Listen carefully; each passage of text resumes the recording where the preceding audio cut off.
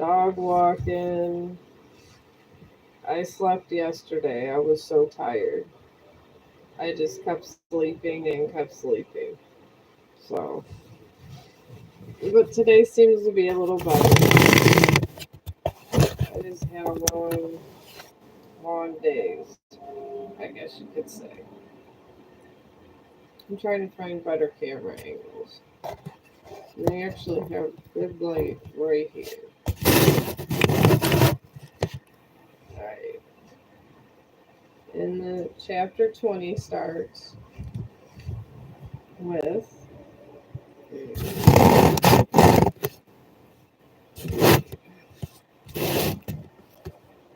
alright. Alright. Jimmy Hoffa still talks too much. Teamster leadership is gathered with their families here in Carl's Chop Shop house for Christmas. No, Carl's Chop House for Christmas celebration. The dance floor is full and drinks flow freely. A polka band clad in ruffled shorts in tuxedos provides the music. A brightly decorated Christmas tree and inflatable Santa Claus centerpiece add to the holiday spirit. It is a night for merriment, and nothing raises the crowd's spirits more than the news that John Riddle Hoffa was released from prison at 4 p.m. today. President Richard Nixon commuted his sentence to the 5 years already served. Nixon is running for re-election in the coming year and has been assumed he will receive Teamster support for this act of largesse. Already the revelers here at Carl's, a regular Teamsters hangout, are showing their colors. I'm very happy, one official tells the reporters who have crashed the party. I think President Nixon has done us a great service. Another Teamster joyfully adds, with Jimmy out of jail, it's going to be the best Christmas ever. I'm very excited about this. I guess he'd be excited getting out of prison. I would. But here's the plot thickens. But not are so happy. Current Teamster President Frank Simmons does not believe Jimmy Hoffa is capable of staying out of Teamster affairs. He has formed his own Get Hoffa squad. This one consisting of union members told to be on the lookout for Hoffa meddling in local affairs. I mean, they should have expected this. I'm just saying. A key proviso of Hoffa's prison sentence is that he refrained from participating in Teamster leadership until 1980. Frez Simmons, fearing Hoffa will once again take control of the union, insisted that Nixon include these terms. However, speaking to reporters outside the Lewisburg Federal Penitentiary, Hoffa makes it clear that he will not let the President of the United States or the President of the International Brotherhood of Teamsters dictate what happens next. I will determine whatever I'm going to do, particularly politically after I learn what the restrictions are. Hoffa boldly states. When pressed by reporters about the restrictions Nixon put on you, forbidding you from running for union office, he pleads ignorance. I am unaware of any restrictions, Hoffa states firmly. The union boss wears a gray suit, blue tie, and brown shoes.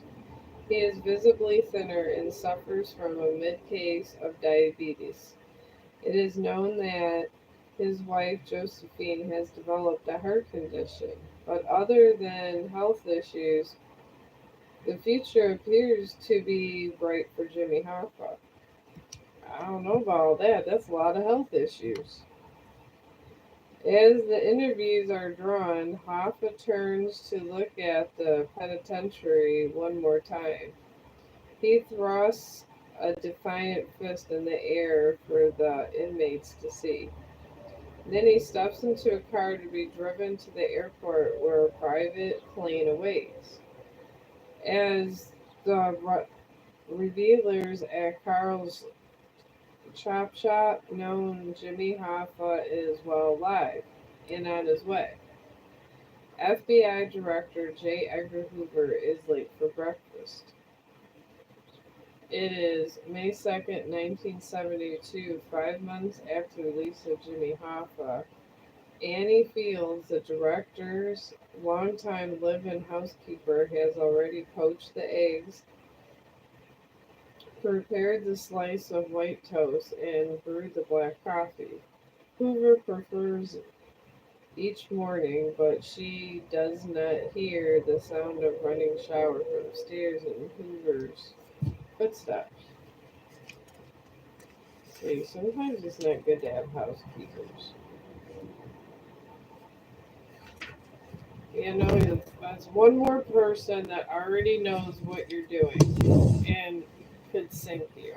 Sometimes it's better just to do a deep cleaning once a week, especially if you're going to do bad things. I would. Padding around his bedroom, she last saw her boss yesterday when he returned from dinner with FBI Associate Director Clyde Tolson. James Crawford, until recently one of the Bureau's new African American agents, arrived to do some gardening and oversee household remodeling. Crawford worked as Hoover's driver from 1934 until 1972. When he was forced to retire from the FBI due to ill health, Hoover immediately hired him as a helper. A concerned Annie Fields asked Crawford to tap on the bedroom door and check on the director.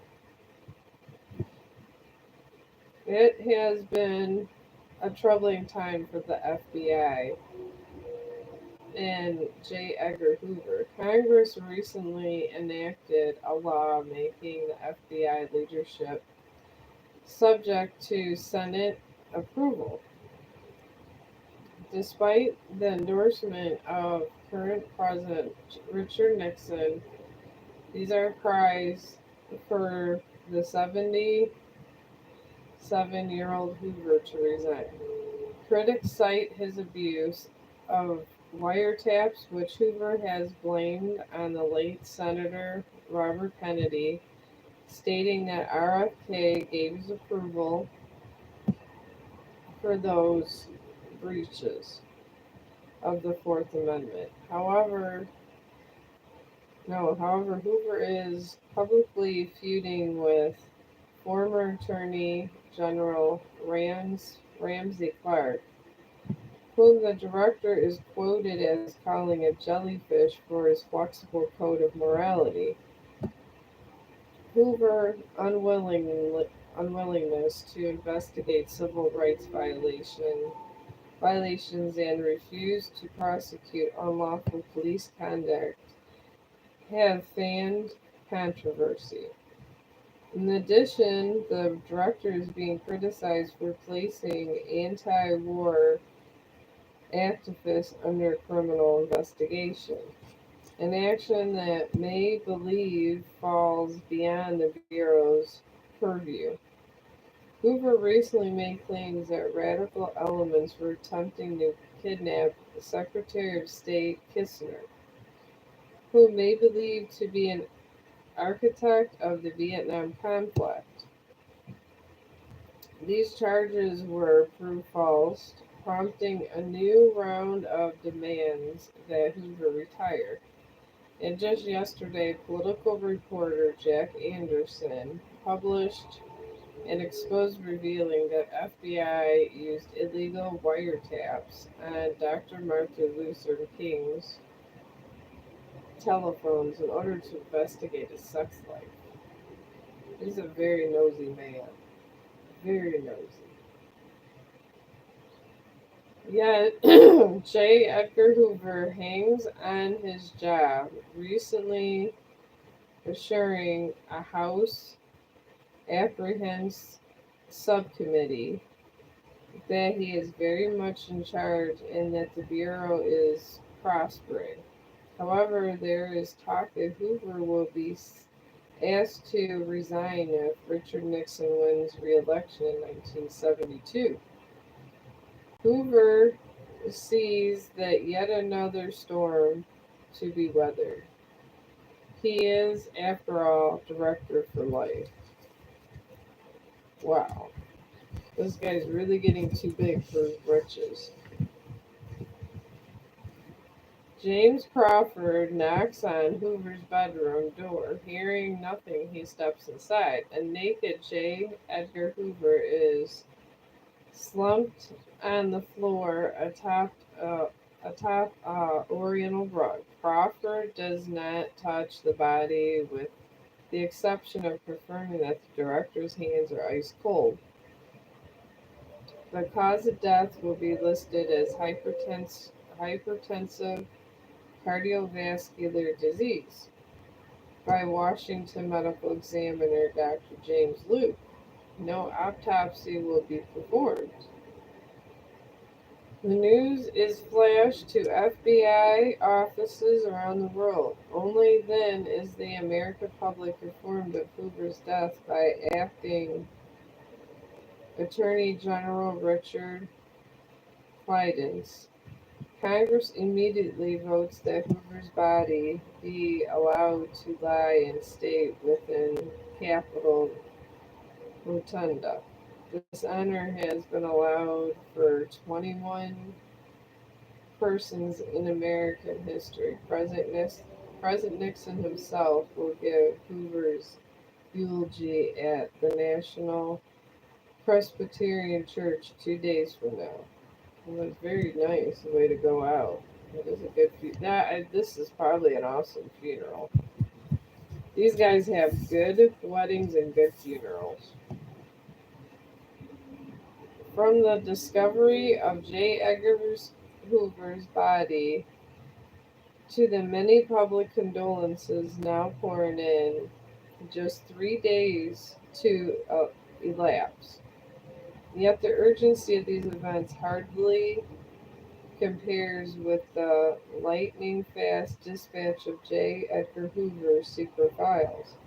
Upon discovering the director's lifeless body, Agent Crawford instructs housekeeper Annie Fields to call Assistant Director Kyle Tosin.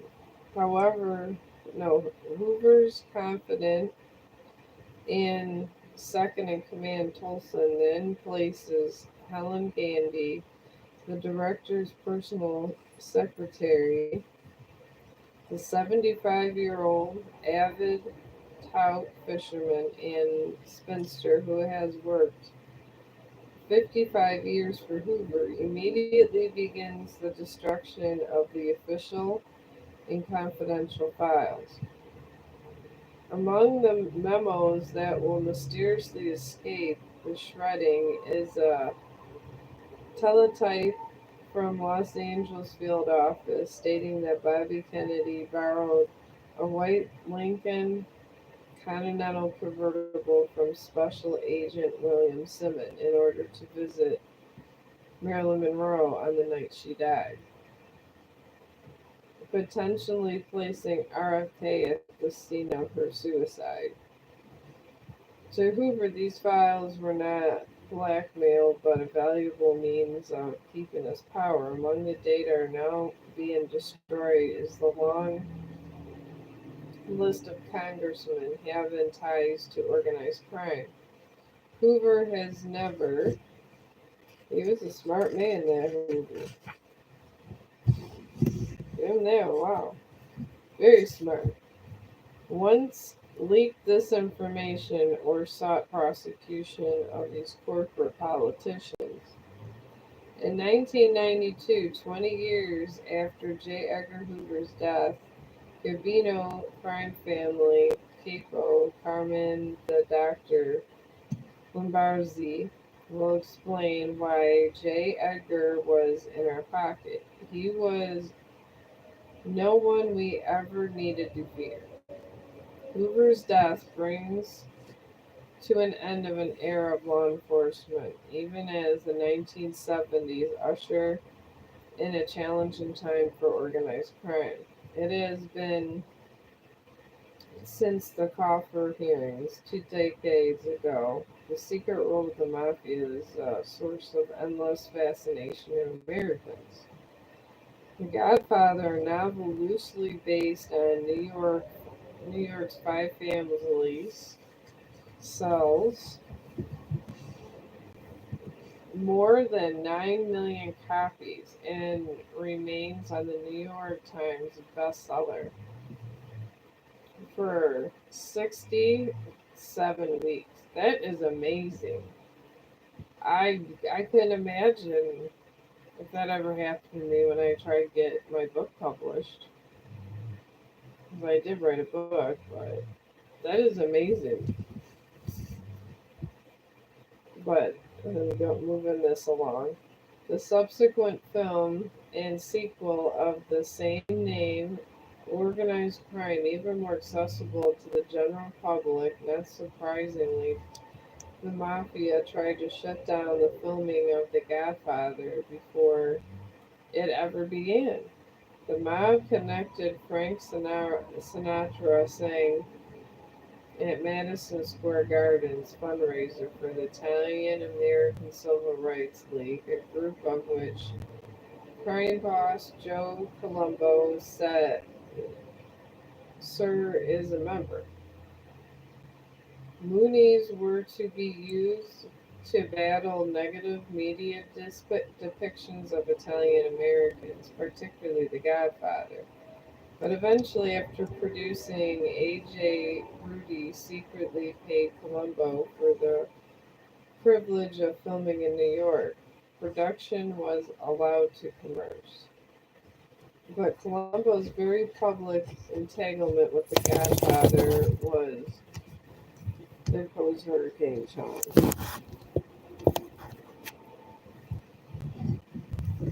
He had a big shake. We said that, but Colombo very publicly entanglement with The Godfather was heavily frowned upon by other New York crime families.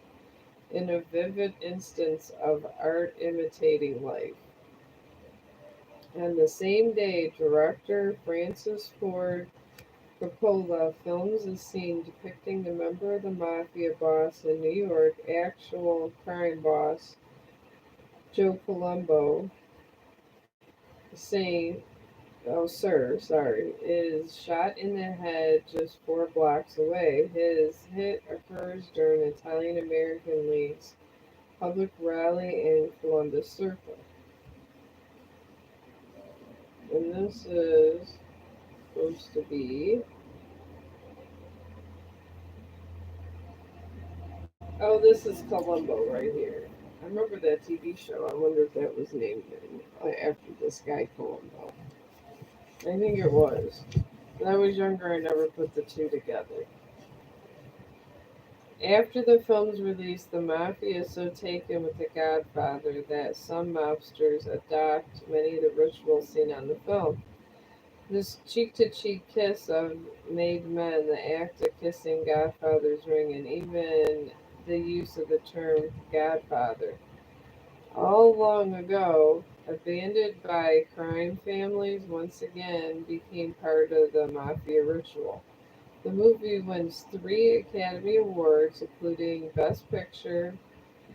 Dangerous and violent men reveal in its success, but reality will soon intrude.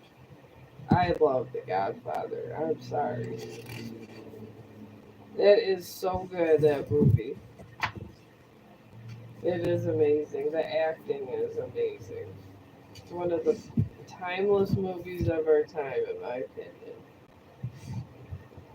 And then here we go. In January 1975, the Senate Select Committee to study governmental operations with respect to intelligence activities begins investigating the inner workings of FBI and CIA, led by Senator Frank Church of Idaho. This church committee is soon stunned to discover that they are uncovering some of the most tightly held secrets in America, in addition to learning that the FBI and CIA are opening the ritual of average citizens eavesdropping on their telephone conversations and even breaking into their homes to gather evidence. The church committee confirms that the CIA actually hired mafia killers to assassinate, Fidel Castro. The committee hastily works to put a real life Mafanzo on the stand. The man is Sam Guasana. The America's public fascination with the mob leads to Senate Majority Mike Mansfield warned against turning the hearings into a television extravaganza rather than a serious investigation. But it's too late. Wasana's pending appearance ensures enormous publicity for the proceedings. At Wasana's last appearance before a state committee, he famously sparred with Bobby Kennedy, but chose to take the fifth to maintain his code of Amartra. That was long ago. This time the mobster promises to speak on the record. It has been a decade since Guasana was a force in organized crime. His flashy lifestyle and unwillingness to share the profits of his worldwide casino operation caused a rift between himself and other top crime bosses. In 1966, he endured a short prison sentence for refusing to testify before a grand jury. Immediately upon his release, knowing that just another jury subpoena and prison sentence would be forthcoming, he fled to Mexico. This would be his home for the next 8 years, a time he traveled to Asia, Europe, and the Mideast for business and pleasure. But on July 19th, 1974, Mexican officials forcefully enter Masana's home as he sleeps, dragging him from his bed and sending the mobster back to the United States. As soon as he returns home in Oak Park, Illinois, he attempts to ingratiate himself with the outfit. Sam thought nothing had changed, but eventually had changed. A mob informant will tell the New York Times. Sam Guasana is expelled from the mob for good because he still refuses to share casino profits. And so he agrees to testify before the church committee that seals his fate. On the late night of July 19, 1975, two police bodyguards mysteriously abandoned their post outside Basana's house. The mobster is not informed. He is entertaining his youngest daughter, Francine, and her husband, Jerome De Palma. These are others in the house as well, but soon they depart. As the evening grows late, Sam Gusana goes up to his bedroom but finds that he can't sleep. Then he walks down the steps to his basement kitchen and prepares a dinner of strange peppers and escargot and chickpeas. It is a meal Sam Gusana will never get the chance to eat. The gunshot to the back of the head comes without warning, killing the mobster instantly. But the murder is not finished. Sometimes in the world, the mafia is not enough to shoot a man dead. The messenger must be sent. So the killer, Rossana, goes in his back. The 22 caliber pistol equipped with silencers between his lips and shoved deep into his throat. A bullet in the mouth is the mafia manner of death for choosing to testify against them. The gunman fires 6 times. I guess that was one hell of a message right there. Robert Mahou, the CIA operative who once controlled or collided with Rossana after the casino assassination, gets the message. The mob knew Sam wouldn't keep his mouth shut. Mahou will comment, so it is silence. They silenced him for good. Jimmy Rosselli also talks too much. On June 24th, 1975, just 5 days after the shocking murder of Sam Guasana, the 69-year-old mobster testifies before the church committee. Roselli is rattled by the murder of Guasana and is plotting revenge against a member of the Chicago outfit, Butch Blassie, whom Roselli suspects of assassinating his old friend. I like to cut his effing balls off and shove them up his ass, Roselli fumes to Jimmy Francino, a longtime mob acquaintance.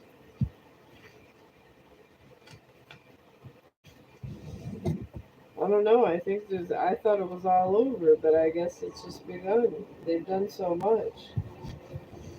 I guess we're into the revenge killings now. Nonetheless, Johnny Rosselli is talking. He has spent time in a federal penitentiary, finding himself completely unsuited for a life behind bars.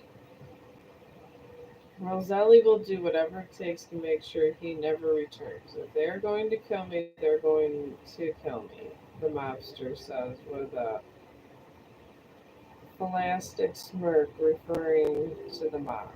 The testimony in Washington will be the first of 3 appearances before the church committees, covering top ranging from the Fidel Castro,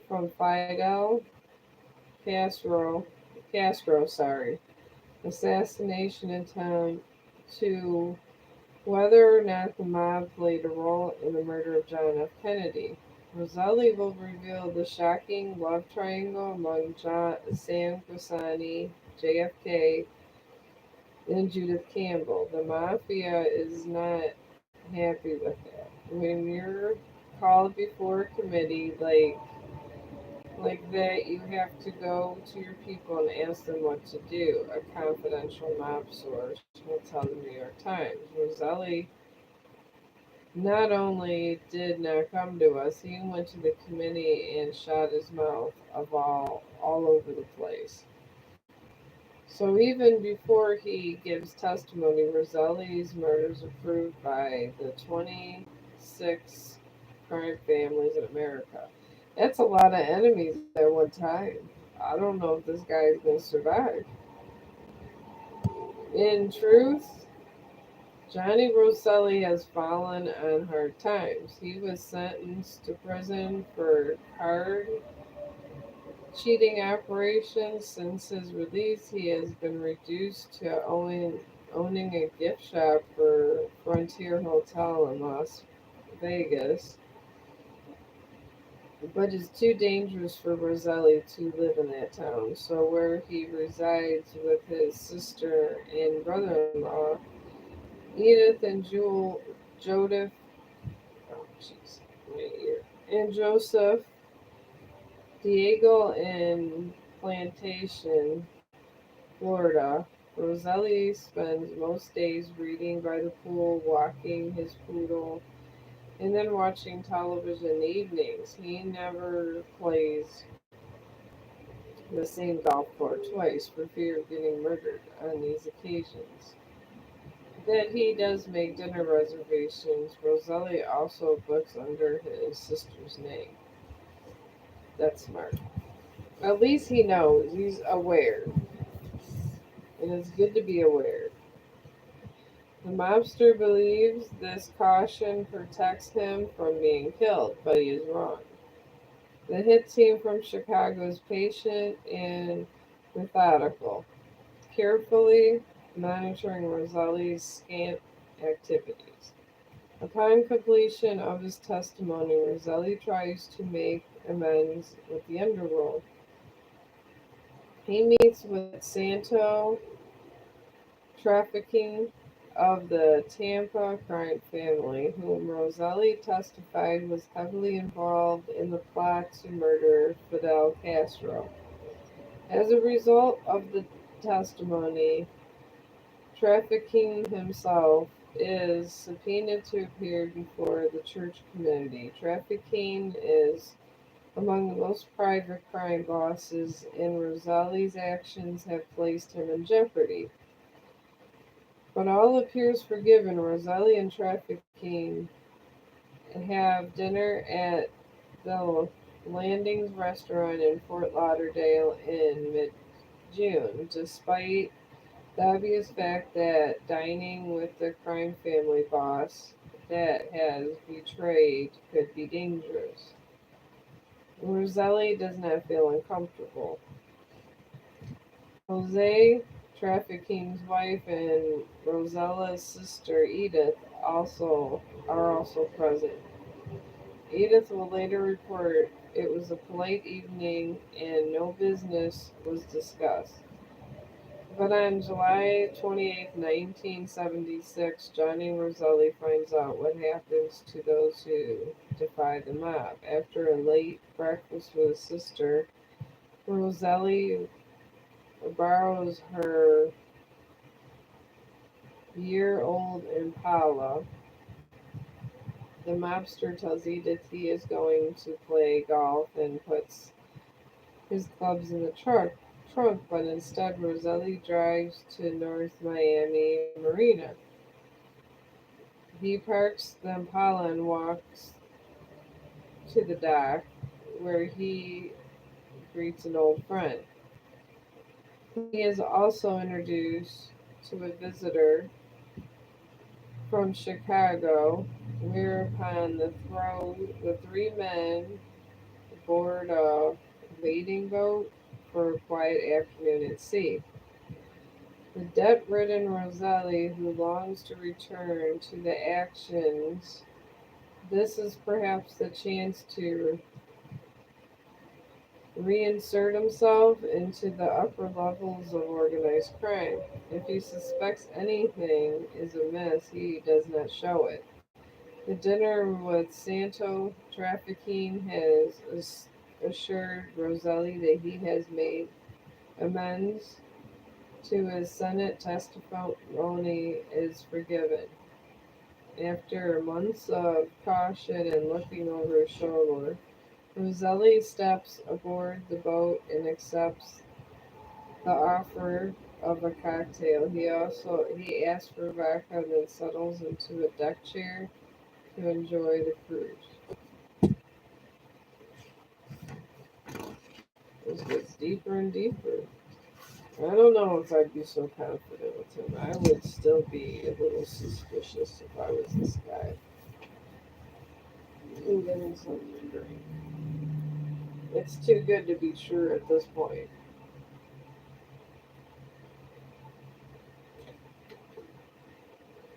Alright.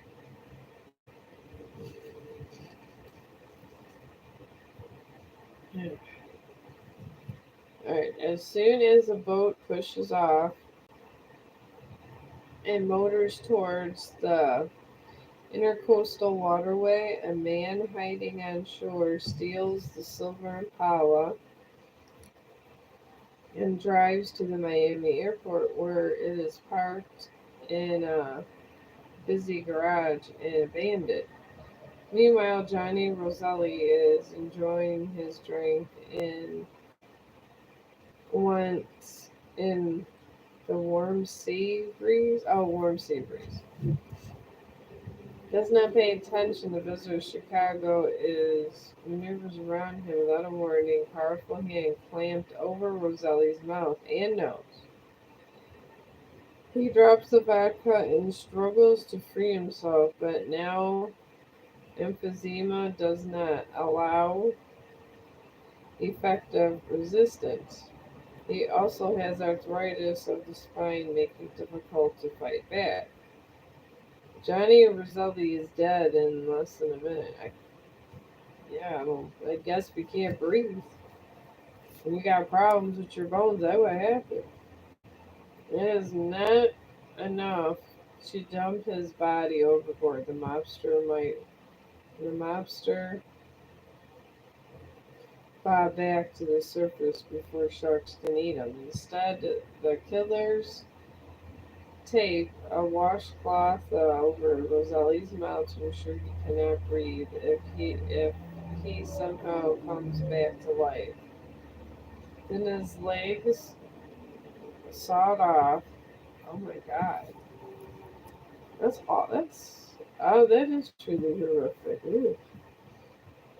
The rope is tied around Roselli's neck, and large hooks are inserted into his abdomen and just blows ribs. The murderers then lift the body with the rope and hooks, placing it inside a metal oil drums measuring 3 feet and 22 inches. Holes have been drilled into the metal so it will sink. After the torso is inside, both severed legs are shoved on the top. Heavy iron chains are wrapped around the mangled corpse. Only then is the body thrown overboard. These guys are very good at doing what they do. They got a whole system. Johnny Roselli has a running joke with his brother-in-law, Joe Daigle, that if he ever goes missing, the best place to look for his body would be an airport parking lot. So it is that when Roselli is not home by dark, Daigle drives the Fort Lauderdale airport in search of the Silver Impala.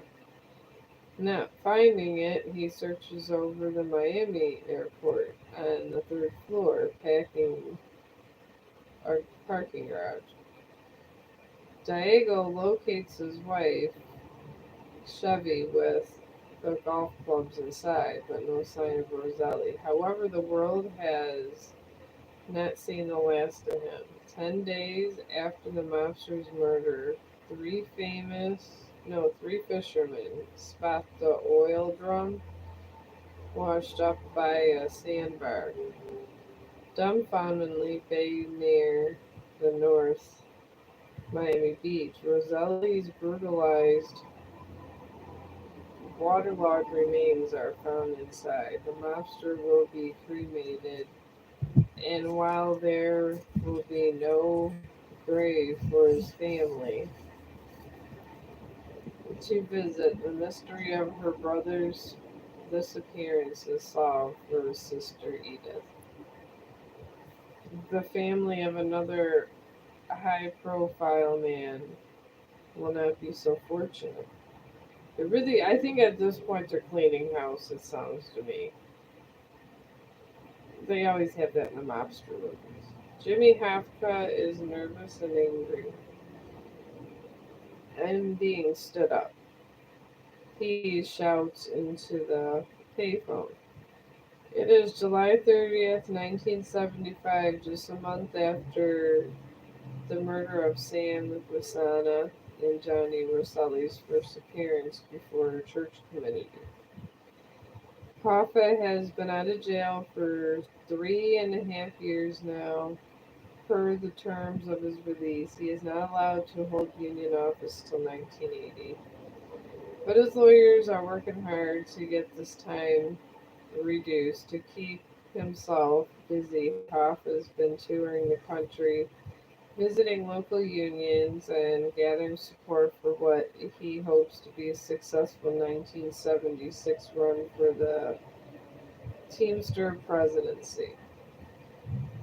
But Jimmy Hoffa is well aware that the Mafia has gained greater authority over the Union since he was forced to step down. They control his handicapped successor, Frank Fitzsimmons, who was never meant to be more than a caretaker until Hoffa's release. However, Fitzsimmons has proven pliant in his relations with the mob, more than willing to make Teamster pension funds available for loans and other deals to enrich the mafia. As a result, he is formidable. He is the most formidable opponent. Tony Provenzano is the leader of the powerful New Jersey Local 560. The Tony Pro, he is known, also has the rank of Carpo in the Genb's crime family. His enemies have a way of disappearing among them. Armand Cookie, Fogno, and Anthony Castillo, whose bodies are thought to be entombed in a 60-acre New Jersey landfill known as Brother Mikado's dump, making the situation even more unpredictable. Hoffa and Rosano know each other while serving time in Lewisburg Penitentiary, where they not only friendly terms. It's because of people like you that I get into trouble in the first place, Hoffa said to Tony Pro, alluding to Bobby Kennedy's successful public unveiling of the relationship between Teamsters and the Mafia. These are very organized people, I will tell you. I don't know if I could keep up with all the stuff they're keeping up with. But today is a chance for new beginnings. Though it is off to a bad start, Hoffa was due to have lunch with Provenzo and Detroit Mafanzo. Anthony Guy alone at 2 o'clock p.m. this afternoon. Both men are late. The meal is supposed to take place at the Mash's Red Fox restaurant in Bloomfield Hills, 7 miles northwest of Detroit. Hoffa knows it well, like Carl's Chop House. The Red Fox is a frequent Teamster hangout. Hoffa's son James held his wedding reception here. Normally, Hoffa would never bring mafia members to the highbrow establishment, but due to the sensitive nature of today's meeting, the union leader makes an exception. This is to be a peace meeting between Hoffa and Tony Pro, an attempt to achieve recollection reconciliation between the two men and discuss the future relationship between the mob and the Teamsters. If and when Jimmy Hoffa takes back his old job, nonetheless, Jimmy Hoffa is uncomfortable. He suspects something isn't quite right. So Hoffa is not himself today. His wife Josephine will later recall how Hoffa looked as he left the house, as if he had a premonition of bad things coming. In fact, Hoffa is so ill at ease that en route to the lunch he makes an impulse to visit the limousine company owned by old friend Louis Lintu, having hoping he might come along as an ally, but Lintu is out and Hoffa must proceed alone. Dressed in blue pants, blue shirt, white socks, black Gucci loafers, and sunglasses, Hoffa arrives and then waits in the parking lot across from the restaurant. It is 2:15 when Hoffa phones Josephine, who tells him no one has called to explain the delay. He tells her he will be home by 4 p.m.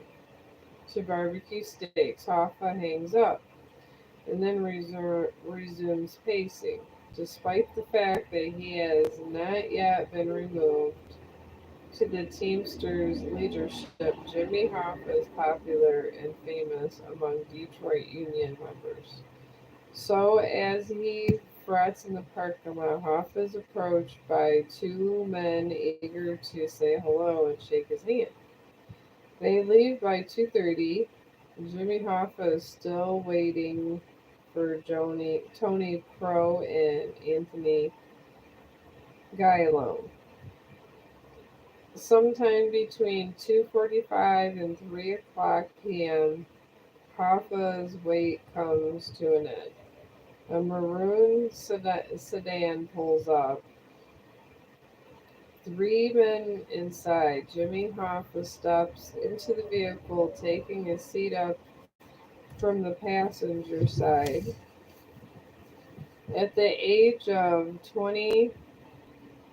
62, I'm sorry, that was way too young. With a lifetime on the fringe of the murky world of organized crime, Hoffer is well aware that he has chosen the perilous place to sit. It was Al Capone rival Jaime Waste during the days of Prohibition who invited the manner of execution known as taking a ride. The victim sits in the front seat, unable to see the actions of the man sitting directly behind him, who then shoots him in the head. Another version is the individual in the back to loop a rope or piano wire around his neck of the person sitting in front and then strangle the victim. That scenario was used in The Godfather. They are very inventive about the stuff they do.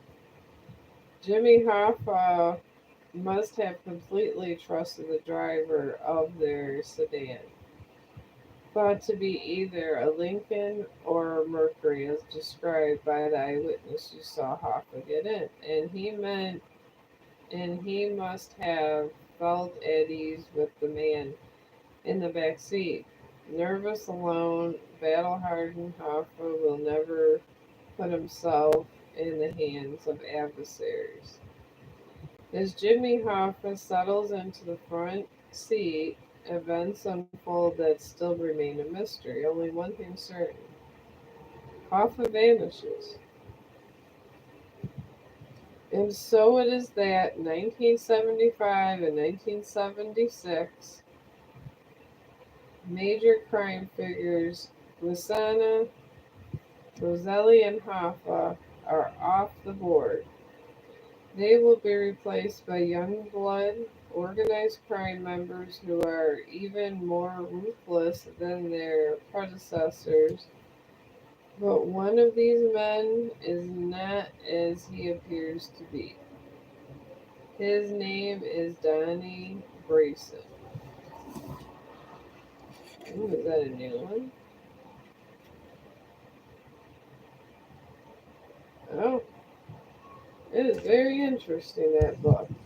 Anyways, I'm going to take me a small break and do chapter 21. This has to be ending soon. I forget how many chapters are in this book. I really do. I want to say this is the last chapter. Because I kind of want to finish this book today. It's driving me nuts. Okay, here's the postscript. Okay, this I'm gonna come back because I gotta listen. I gotta know what happens at the end of this book. So I will come back and read the last chapter if I get something to eat. And thank you for listening so much.